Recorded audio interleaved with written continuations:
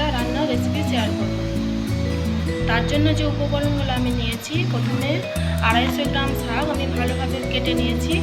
তার সঙ্গে একটা আলু আর দুটো মূলো আমি একসঙ্গে কেটে নিয়েছি, দুটো কাঁচা লঙ্কা কুচি, দুটো রসুন কেটে নিয়েছি, একটু রান্নার তেল, আর তার সঙ্গে আমি দুটো মতো পুঁইয়ের পাতা নিয়েছি, পুঁই শাকের পাতা নিয়েছি।